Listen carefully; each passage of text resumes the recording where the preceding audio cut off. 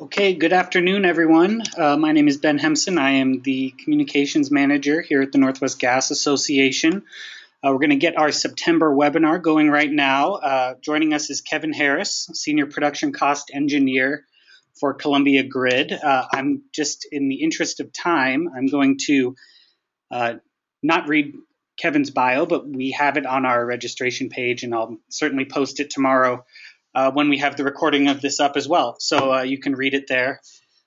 Kevin today is going to be presenting a technical and scenario analysis around the implications of coal grid retirements on the electrical grid, and he'll be able to tell you much more about it than I can. Before I turn the agenda over to Kevin, let me just run through a couple of brief logistical and informational slides here. First and foremost, a little bit about us. If you're unfamiliar with the Northwest Gas Association, we are a trade association representing the 6 investor-owned natural gas utilities operating here in the Pacific Northwest and the 3 large natural gas pipelines that bring gas to and through our region. Combined, our members serve approximately 3.5 million customers in Oregon, Washington, Idaho, and BC. If you'd like to know more, you can find out plenty at our website, nwga.org. Let me jump ahead here. So a couple of items of note. I will have a recording of this posted on our blog tomorrow or today, but certainly by tomorrow at 10 a.m.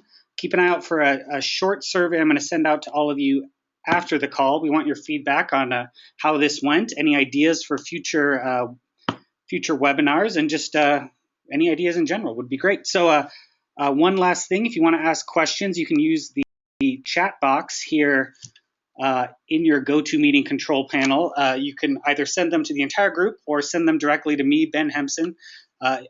Alternatively, you can respond to the email I sent to all of you at 10 a.m. And I will serve as the moderator and jump in with questions for Kevin.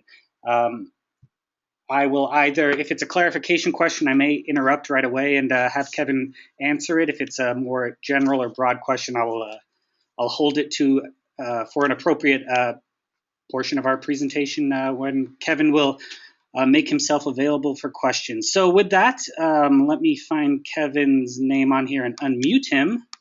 And Kevin, I will turn the podium over to you right now. And you should be unmuted.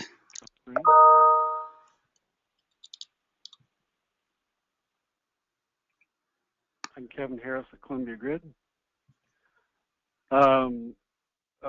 The coal retirement study, the main focus was impact on the transmission system. Okay, kind of highlight of what I have. Who is ColumbiaGrid? Ben suggested I do a quick highlight of the Western power market, production cost modeling, assumptions and results. ColumbiaGrid is 8 members and 3 participants. Our non-members, part of our PFIP planning agreement. We provide, to me, I'm not a transmission engineer. I work in the production cost side, but to me, it's more of a forum for the utilities to do their joint planning as required by NERC and other agencies. We're the regional planning coordinator. PFA is our primary agreement. In the last year, Order 1000 agreement has been agreed upon at FERC. Independent staff, we do a biannual transmission expansion plan and system assessment. And we conduct independent studies as directed by our members. Our web address below is columbiagrid.org. So the commercial's over. The focus was impact on Northwest transmission system due to announced coal retirement. We have Boardman and Centralia, both with set retirement dates. Include sensitivity for additional coal retirement in the Northwest. We use CoStrip 1 and 2. ColumbiaGrid is a transmission-oriented organization, so our main focus is congestion on the system for reduction cost model. Okay, this is not a transmission reliability study, so what you would typically see in a transmission study for stability, spin or inertia on the system go in that general direction. General conclusion from ColumbiaGrid's point of view is that we saw no congestion or flow issues in the Northwest with replacement of the capacity in the places we use. A little background on the Western power market. The slide or picture in the upper right is the U.S. and the U.S. has been broken into 3 areas. Okay, each of the 3 areas is one interconnection system. The frequency in those systems operate in tandem to keep the system up and going. There are some AC, DC, AC interconnectors between them, between the East Interconnection, ERCOT, and the West. Okay, the footprint that I model is the West, or WEC footprint. Okay, it's composed of 4 primary areas: the Pacific Northwest, Rocky Mountain, California, and the Southwest, or Arizona, New Mexico. Also included in the model is BC and Alberta, and the northern slice of Mexico, the Baja area, CFE.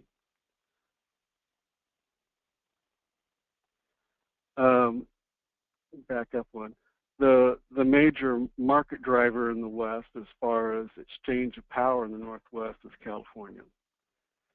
California is a primary purchaser of power in the Western U.S. To give you an idea of what it looks like historically, I have from 2008 through 14 in the upper left, exports from the Northwest to California over the 2 AC lines, AC and the DC line. The chart on the right is from the Southwest to California. And I only have that through 2012 because that's all the data is available. I can go past 12 from the Northwest with information on Bonneville's website. If I tie it all together in the lower right, California is importing around 10,000 average megawatts across the entire year, historically 2008 through 12. This also includes the DC tie from Utah to California, or LADWAP, and it predominantly power from Intermountain Power Coal Unit is predominantly what's on that. They've installed some wind and the geo in that area, which I'll show. Kind of takeaways is the Pacific Northwest has a heavy spring, summer-oriented flow due to the hydro. It's typically 2 to 3 times higher than what you'd expect in the winter, November, December, January, February. The Southwest, during that same period of time, dips a little bit, 20 to 30% over this particular range.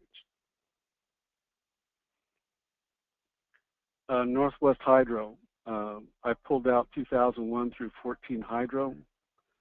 And to give you an idea of what it looks like, there's quite a bit of variability with it. Long-term, hydrologically speaking, 2008 about the closest you'll get to a normal year. In the last few years, the peak's been a little early, which mutes the June period. The Pacific Northwest represents about 75% of the WEC U.S. hydro generation. The 11 core projects on the Columbia River, which is Cooley through Bonneville, represents 45% of the entire WEC U.S. hydro generation.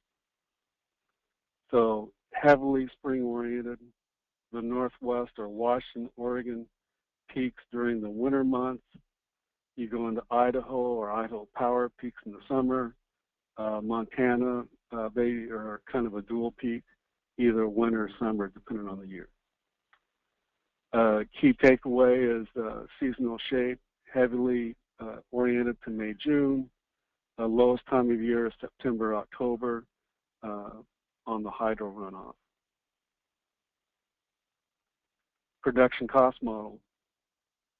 and backcasting.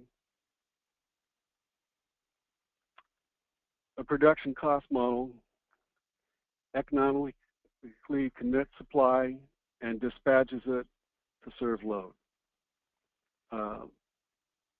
The overall objective is to mimic utility and market operations, and that's where the backcast comes in. Okay, in a production cost model, everything is evaluated in dollars. There are no hard constraints. The use of a production cost model are for integrated resource plan, project development, transmission or supply oriented, trying to evaluate the economics of that. Annual or subannual budgeting of fuel, emission allowances, evaluating operational changes, Northwest EIM study I worked on, evaluate changes in market rules. If you go from rule setting, one example I have is AB 32, an emission market in California, how does it impact the economics of operating the whole Western grid? Hey, Kevin, can I jump in with a question here? Sure, I saw one come up real quick. Yeah, so does normal year mean average year? And if so, how many years are you averaging? I don't like the average. Okay, I average the annual. If you look at the annual, you're looking at about 100 years of data, 100 plus. Okay. Of runoff for the hydro data. There's large swings in it. The other takeaway, if we go back to that, which is kind of interesting, is 2001, the dark red line, hence part of the driver of the energy crisis, because the Northwest didn't have supply to ship to California. If we go ahead and say, what if we have something close to 2001 but not quite as bad, I took the second ranking by each of the months and come up with the dashed line. And we can see during that period that we're at about 17,000 versus 25,000. So 7,000 to 8,000 average off. If you go down to 2001, you're losing another 6,000 to 7,000 average megawatts. So a big swing in potential capability as far as generation is concerned. Great, thanks, Kevin.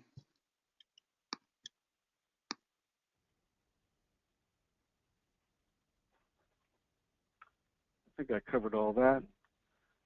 Production cost model. Understand how your production cost model works. If you don't understand how it works, you're just throwing a bunch of darts. At the end, it's a tool, and understanding its strengths and weakness is key to setting the model up, running it, and interpreting the results. Okay, as I said earlier, everything's evaluated in dollars. It's effectively a single owner dispatch if you do nothing other than put the fuel cost in, your heat rates in, and your supply. Okay, as a modeler, I layer in constraints to mimic behavior seen in the market. A backcast provides the means to mimic that behavior.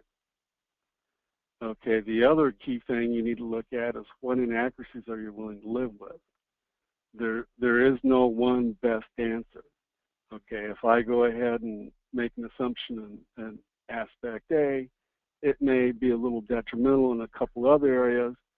Which one more represents the overall market? And that's the one I go with. Why backcast? To learn what set of constraints mimic historic operation. To develop confidence that your forecast represents something that's realistic. Okay, and if you don't do nothing, rule number 1 prevails. Single owner dispatch or commit and dispatch. Not quite the way the market works. The WEC area is composed of 38 balancing areas, and there are sub-areas within those. So you have 38 entities optimizing their portfolio to serve their loads independently. I backcast for ColumbiaGrid. The key point is transmission flow in the major paths. Okay, I also look at unit operation, starts, connection factor.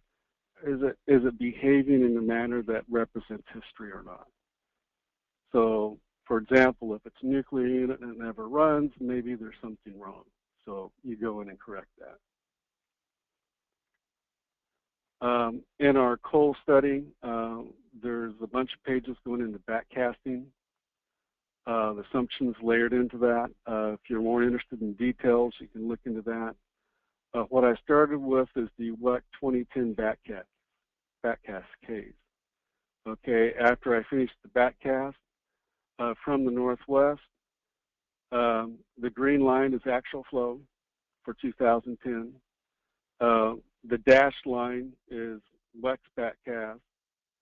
Okay, my backcast from ColumbiaGrid is the red line.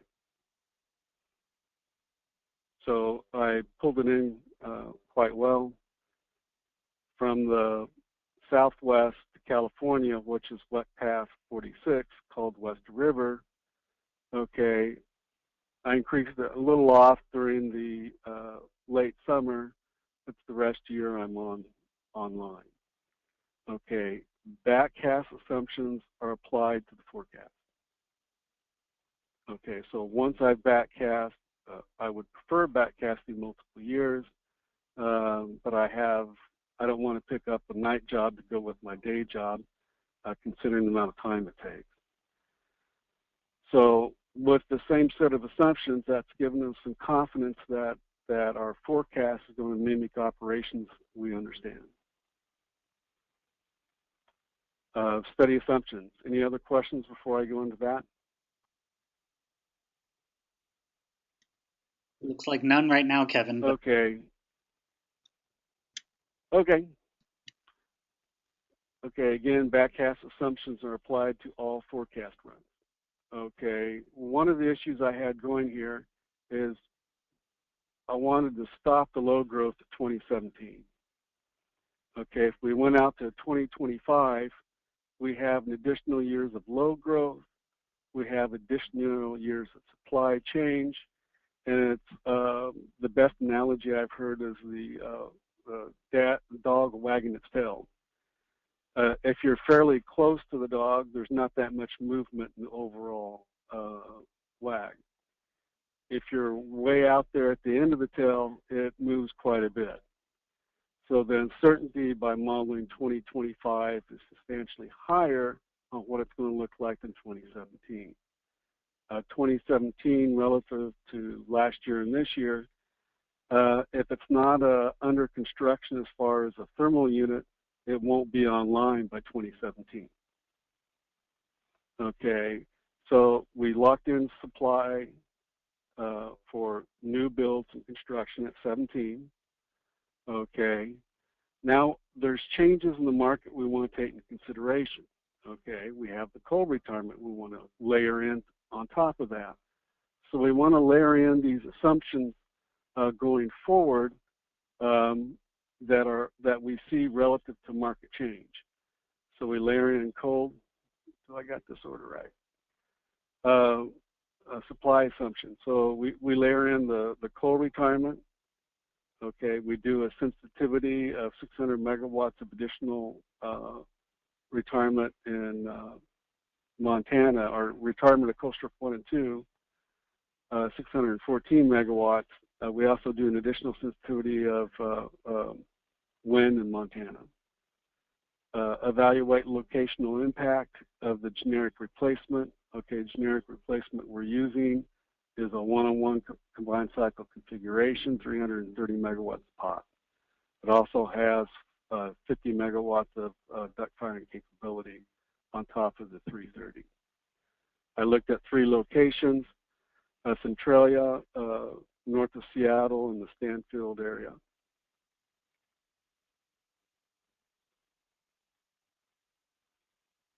Okay, where am I? I should have had those 2 slides flipped. That's why I got a little confused talking about it. Okay, so we're layering in assumptions. We got the coal retirement. I used the coal retirement WEC had as of fall of 2014.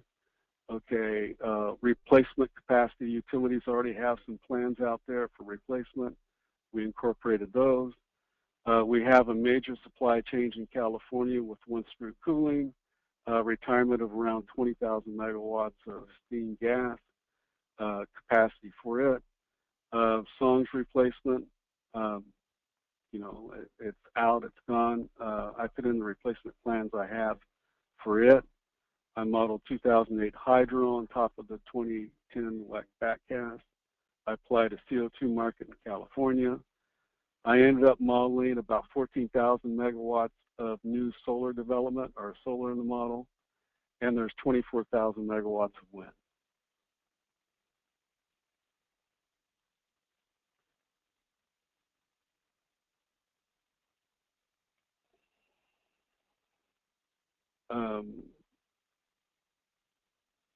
Yeah, I had the slides on that. A couple of them messed up here. Base case evaluate the impacts to Boardman and Centralia as our base run.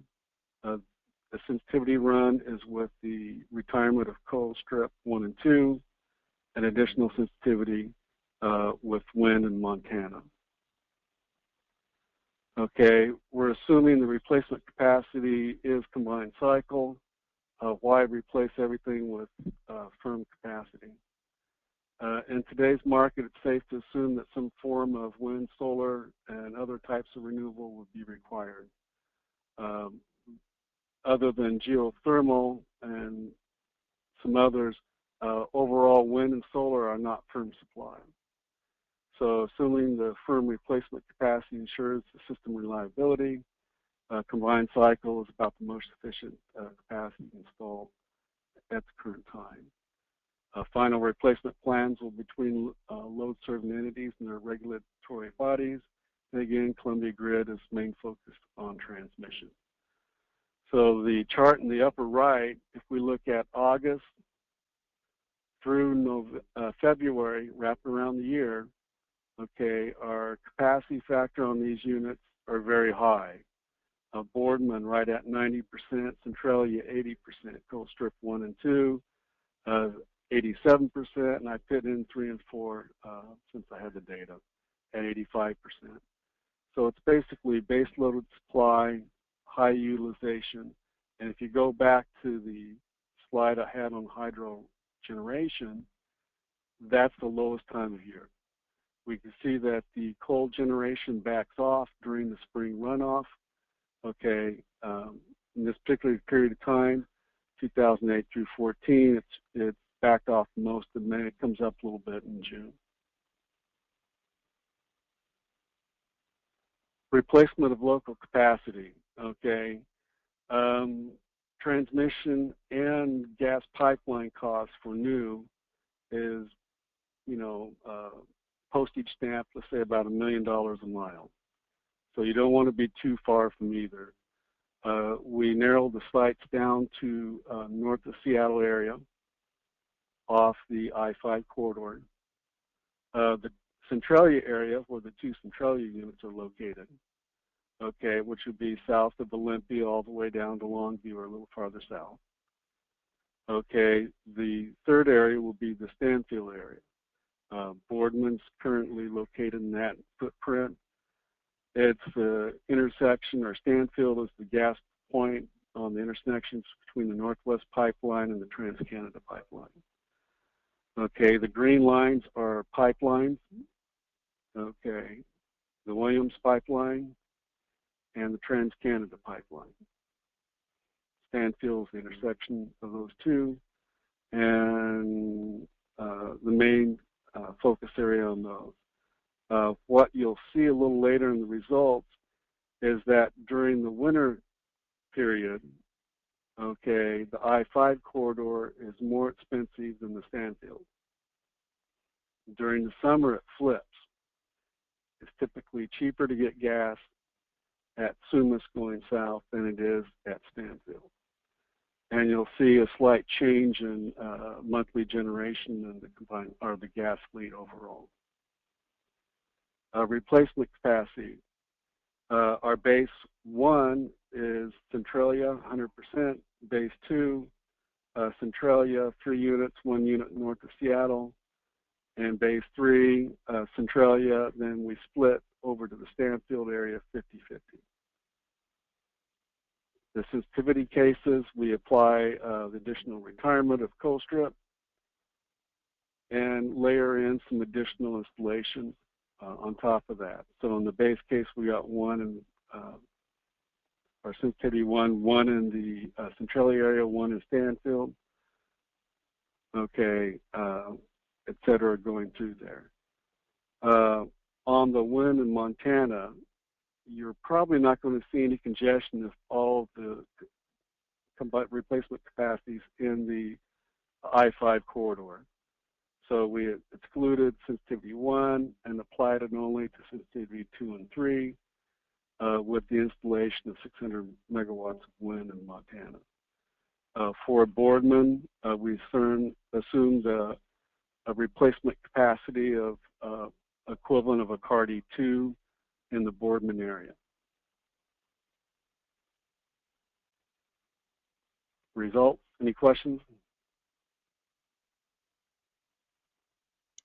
None so far, Kevin, but reminders to submit any questions you have via chat or through email. Okay, the report I have 20 plus pages of flow duration curves. Okay, I looked at all the major paths within the Northwest, west of Cascades, north and south, north of John Day, south of Austin, west of Slat, are key points in the system. Okay, so I looked at a 5-year history, 2010 through 14, created the flow duration curve. So what you do is you take your hours of generation and sort it in descending order, rank it up, and create the slide that I have here. If you want more detail on all these, it's in the report, lots of pages of it. Hopefully it won't put you to sleep, or if you do want it to put you to sleep, you can look at it. And the case here, I think we're more interested in the power generation, how it flows and changes in the Northwest. To do the comparison, I look at the west side, the I-5 corridor, versus the east side of the Cascades. Okay, my lavender color is existing plants that are dispatchable with gas. I excluded peakers in this consideration. So it's only the combined cycles and the internal combustion engines. Then we add our Centralia north of Seattle units. On the east side, we have Hermiston, Coyote, Lancaster, CARD 1, and our assumed replacement capacity for Boardman, CARD 2, plus the Stanfield unit, plus the existing coal, if it's still there, which would be coal strip share to the Northwest. So looking at the impact on the pipeline system, we're looking at the dispatchable generation that would respond to any change in that. Okay. So looking at that, I thought it was also useful to have some context with history in here. Okay. So the light brown is the coal generation. Okay. The blue is the east side of the Cascades. The lavender is the west side of the Cascades or I-5 corridor. Okay, looking at our base 0, so we don't retire Centralia or Boardman, will be base 0, and it's compatible with 2008 and 9. Basic same type of generation profile. 2011 was a very wet year, 12 was wet, 13, 14 more normal, or a little below normal in 14. So going forward, gives me a fairly low comfort level that, am I reflecting some historical operation? Yeah, I'm getting in there. And my base 0 matches. When looking at the coal retirement, in the base case, we retired Boardman and Centralia. Okay, we see an overall net reduction of a little bit. Okay, of that coal retirement, 78% of that lost generation is made up by the gas supply or dispatchable supply in our footprint. When we go to the sensitivity runs, okay, with retirement of coal strip 1 and 2, the gas makes up 93% of that incremental loss generation. I think the takeaways here is overall the net generation in the base cases nets out the same. We have some internal change in the net generation between East and West Cascade depending on location. Transmission seems to be robust enough to manage shifting generation to the west side of the east side of the Cascades instead of the west. Reminder that each of these runs are independent runs on commit and dispatch with the change of the assumption. Okay, this is in average megawatts for the year. Since this is more of a gas discussion, I'm going to look at only the fuel burn, natural gas only. Hey, Kevin, can I? Okay, same similar chart. Sure. We had someone ask to flip back to the table showing base case and other scenarios. I don't know if there's a question associated with that, but if there is, you can sit it there. If someone just wanted a quick second look, we will have this PDF posted on the wrap-up blog as well, so of the presentation if folks want to get a better look at any of this stuff. Is there a question, Eric, or are we good to keep going? Let me kind of highlight it. We have 4 101 combined cycles in the base case, and we've located them in the 3 areas we talked about on siting. North of Seattle, Centralia, are on the east side of the Cascades in the Stanfield area, intersection of the 2 pipelines.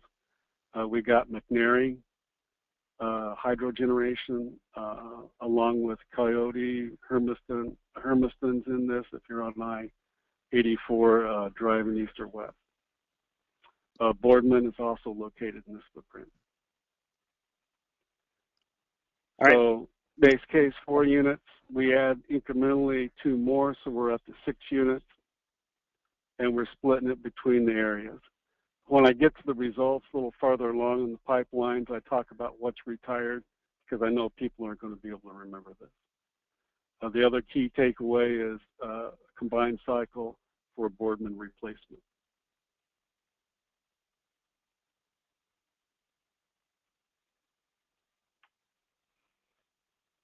Very similar to what the other slide is. We're just looking at the gas burn, MMBTUs, or 1,000 MMBTUs is the same as a decatherm, depending on what unit you're used to looking at.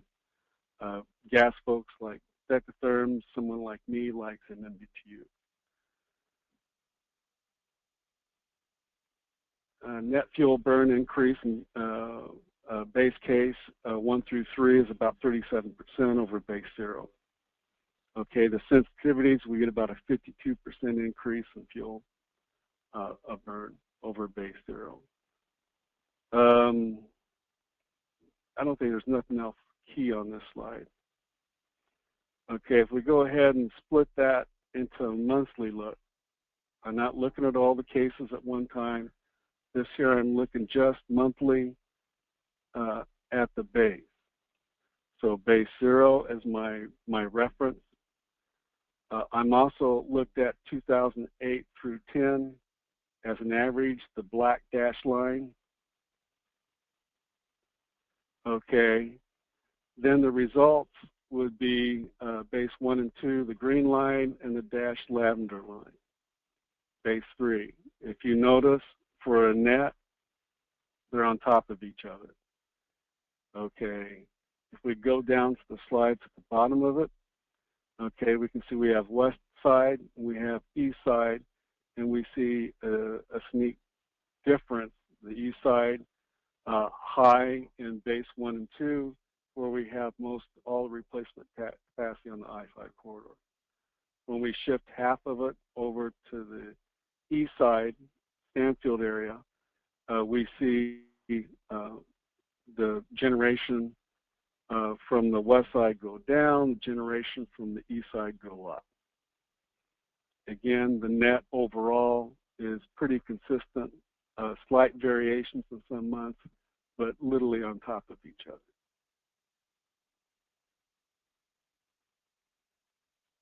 If we step that down into more of a daily basis, okay, we have in the base case, Boardman, Centralia retired, okay. In base 1, we have everything on the west side. We have the Boardman replacement capacity on the east side. Okay, west side gas burn, this is my reference, or 8 through 10 average to kind of give me a reference frame on the incremental change. Okay, let me define this. This flow, the top of the dark bar would be the minimum flow for the month, daily flow. The top of the bar would be the maximum flow for the month, and the middle line would be the average flow for the month. Okay, so if we look at August through February, when most of the gas is burned, and our charts historically, that also reflects when most of the coal generation is disappearing. Okay, we have an average increase of 240,000 decatherms a day, a max of 294. Okay, I'm going to go ahead and go from base 1 to base 3. If we look at this top chart, again, it's on top of each other. We are seeing a shift of east side to west side generation when I go from base 1 to base 3. Okay, we see our east side generation go up, west side go down. Significant change up on the east side. The west side, a small incremental change, not that much. Going back to the average increase in utilization on the pipeline system, 245 and 296. I'm going to back up one page, 240, 294 versus 96. So again, overall, the impact on the pipeline system is essentially identical. Having slight shifts between east and west cascade as far as the location of the replacement supply. Okay, going to the sensitivities, same type of pattern.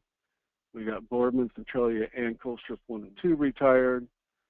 Okay, in sensitivity 1, we have pretty much all the generation on the west side. We put 1 unit on the east side along with our Boardman replacement. Pretty evenly balanced between east and west. We get a good step up in the east. Okay, earlier in the presentation, before I forget, I talked about price difference in gas, that during the summer it's cheaper along I-5 than it is in Stanfield. Okay, and we see a distinct increase historically, okay, and in our runs due to that price change. Okay, during the winter, it's cheaper to generate on the east side of the Cascade instead of the west, and we see a lot more dynamic range in the west than most of the months on average than we do on the east. Interesting point. I thought it was interesting reviewing this. Okay, so we went from 240 on the August through February fuel burn to 327,000 decatherms a day, or thousands of MMBTUs.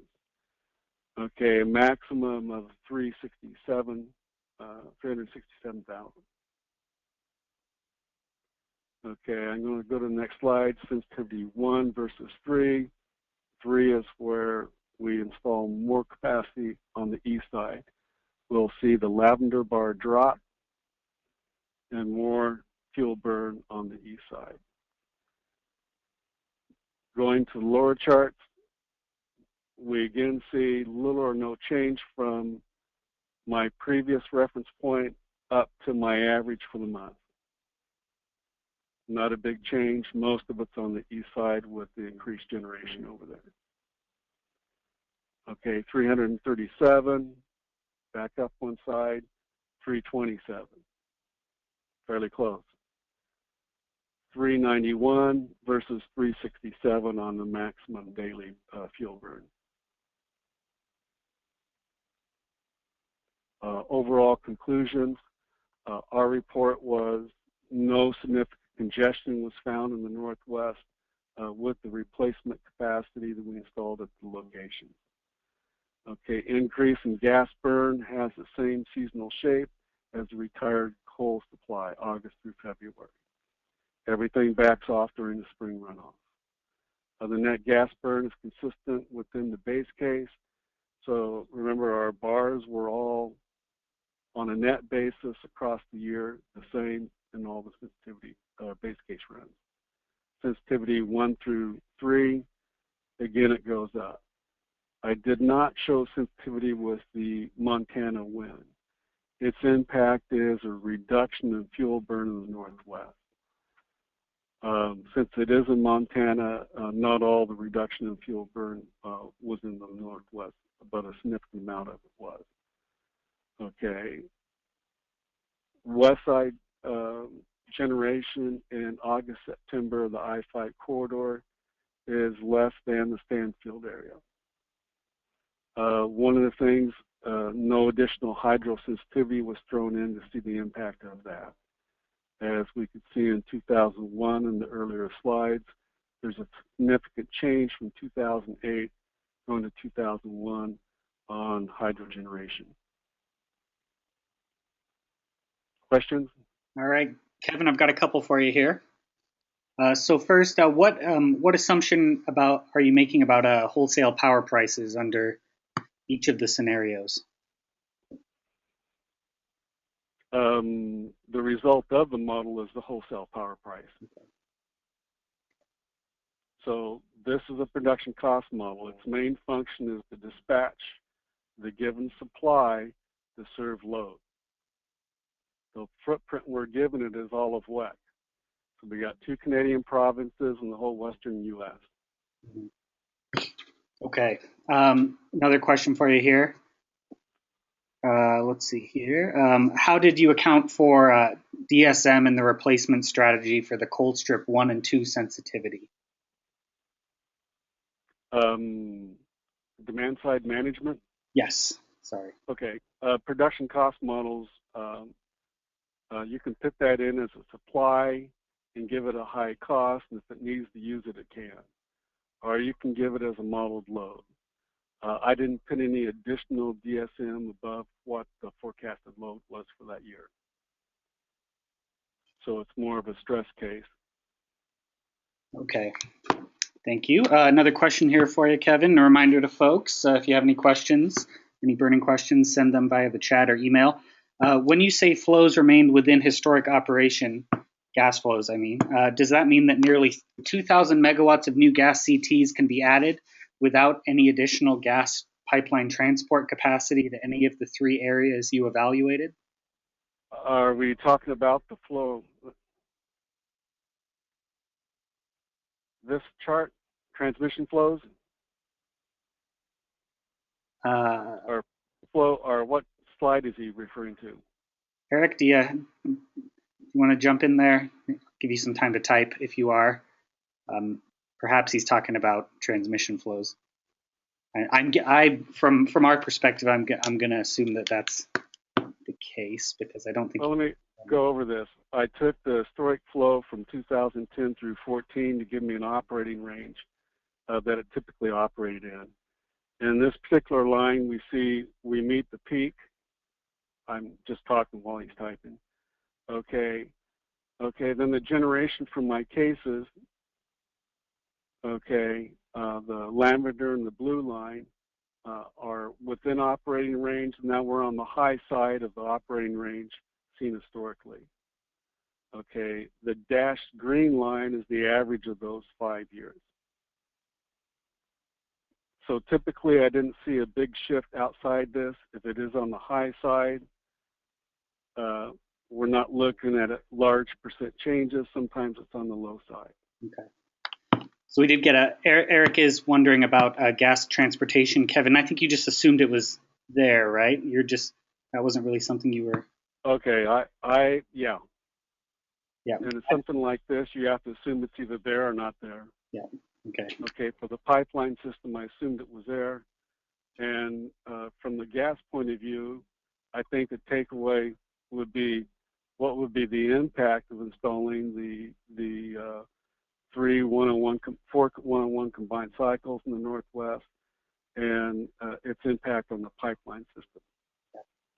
I think we're seeing overall a shift between east and west, depending where we use the capacity and the incremental change on the fuel burden.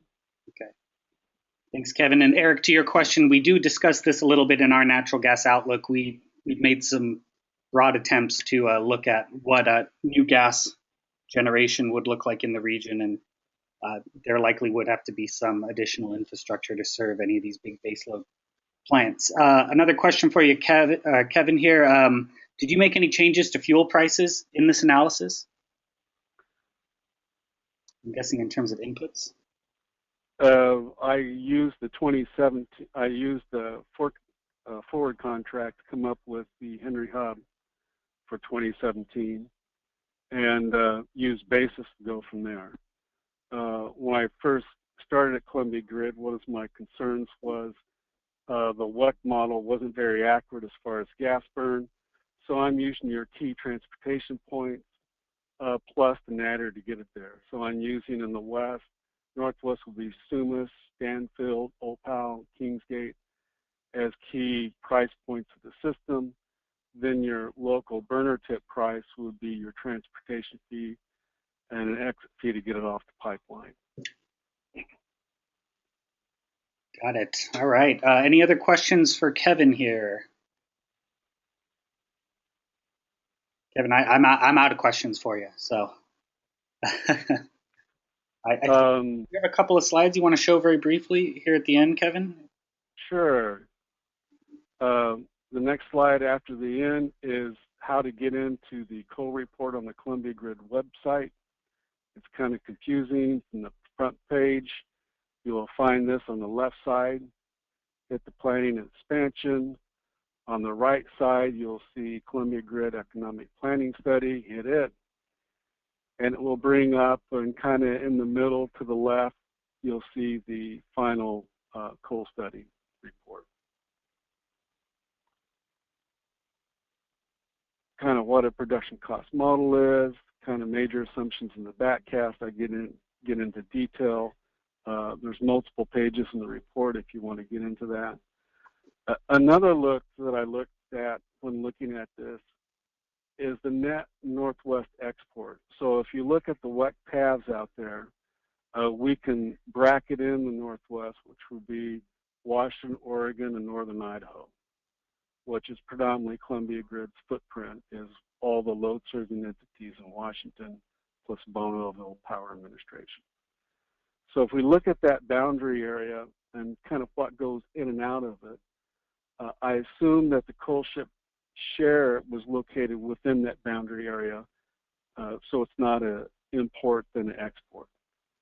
Okay, when you look at it that way, okay, look at our net export would be the Lavender line, exports to California, or south. Okay, so we're really consistent going south on a net export basis. We see a slight drop. Okay, with the retirement of Colstrip 1 and 2, it bumps up a little bit for exports or net exports, but the California remains essentially the same. But I thought the monthly look was interesting. Okay, so if we look at this monthly across the year, remember hydro's peak runoff was June. Okay, we're seeing a peak export, net export in June. Okay, the net exports during the winter months, January, February, November, December, are all fairly close to zero, but they're all on average positive. Okay, the red line is the base 0. Average of base 1 through 3 would be the green line, and the sensitivity 1 through 3, the lavender line. So they're all pretty close and representative. If we go to the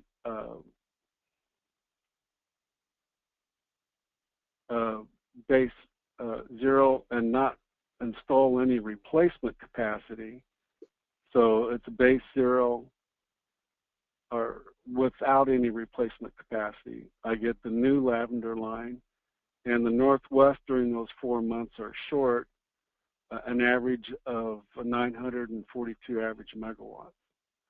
So if we don't replace the 1900 megawatts of supply with something, okay, we got half of that as a deficit during the peak months of the year for the Northwest, November, December, January, and February. And if we throw in additional sensitivity with hydro like 2001, that would drop that 11 to 1900 additional megawatts during that period. So I thought it was kind of interesting, you know, what if we do nothing? From the boundary area of the Northwest, it starts to look like we need to definitely have some replacement capacity. That's all I had. Great. Well, thanks, Kevin. Any last chance for questions here from anyone? If not, Kevin's contact information is included in this presentation, and as I mentioned, we'll have it up on the website. So thank you all for joining us. A reminder to please fill out the survey that I'll send out later today. And Kevin, thanks again for taking the time to pull together this presentation and present it to our group. So thank you all, and thanks again, Kevin.